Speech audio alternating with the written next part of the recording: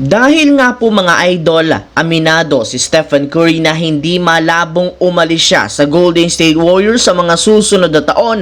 Kailangan nga talaga ng kanilang team na paghandaan ang kanilang future. Pero hindi rin naman ito pinag-aalala ng front office, gayong nakuha na rin naman nga po nila ang possible magiging future franchise player. Eto nga walang iba kundi si Brandon Podziemski na siyang papalit nga daw sa pwesto ni Stephen Curry once na umalis na ito o magretiro na. Naniniwala nga po ang mismong team owner ng Warriors na ito na ang magdadala at mangunguna sa kanila. Ito rin naman ang mismong rason bakit hindi nila siya i-trade sa Utah Jazz kapalit ni Lauri Markkanen. Yes mga idol, halos lahat ng miyembro sa organisasyon naniniwala sa kanyang malaking potensyal na maging isang superstar. Maging si Podziemski, ginagawa rin naman lahat ng kanyang makakaya upang maabot ang kanyang expectation ng team. Sa katunayan, pinapagpatuloy nga po ang ginagawang workout nito para mapa-improve ang kanyang shooting. Mas pinalakas, mas pinalaki ang kanyang katawan upang mas maging ready siya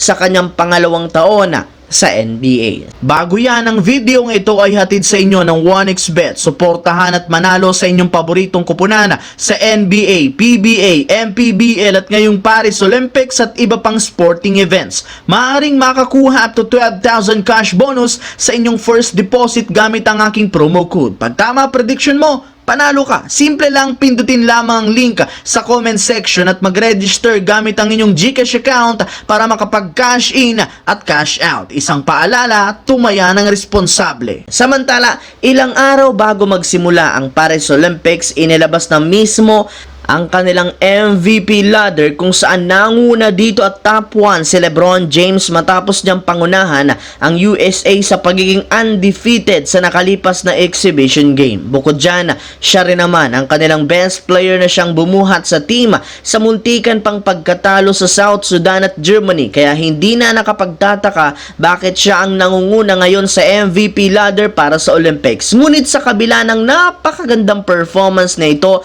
patuloy nga po siyang binabatikos ng kanyang mga hater, lalo ni Paul Pierce matapos nitong sabihin na naniniwala ito na hindi si LeBron ang best player ng USA. Yes mga idol, hindi pa rin tanggap ni Paul Pierce na hanggang ngayon nagdodomina pa rin si LeBron sa kabila ng kanyang edad. Maliban ng mga idol kay LeBron, kasama rin naman sa MVP ladder sina Nikola Jokic ng Serbia, Shai Gilgeous-Alexander ng Canada, Stephen Curry ng USA, Dennis Schroeder ng Germany, Giannis Antetokounmpo ng Greece, Victor Wembanyama ng Team Australia, Josh Giddey ng Australia, Franz Wagner ng Germany at si Anthony Edwards ng Team USA. And speaking of Team USA, sa pagpunta nga nila sa Paris, sinalubong nga sila ng napakaraming mga fans na sumusuporta. Ngunit hindi rin naman lahat ng player ng USA tanggap ng maayos dito, gayong sa pagtungtong nga po ng kanilang sentro na si Joel Embiid, binatikos nga siya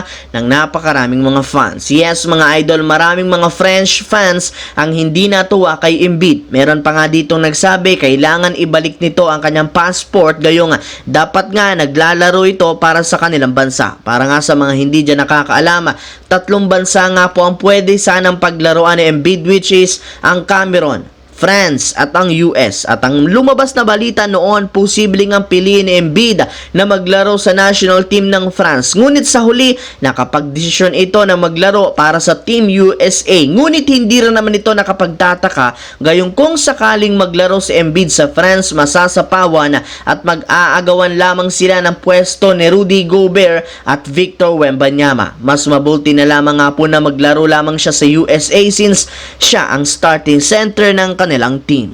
So yun lamang mga idol ang ating bagong video na ating pinag-usapan ngayon dito. Once again, this is your J-Zone TV. Huwag kalimutang mag-like, mag-subscribe, pindutin ang notification bell sa akin channel para lagi kayo maging updated sa mga videos na pinapalabas ko. Isang malaking shoutout sa lahat mga idol. Maraming salamat po.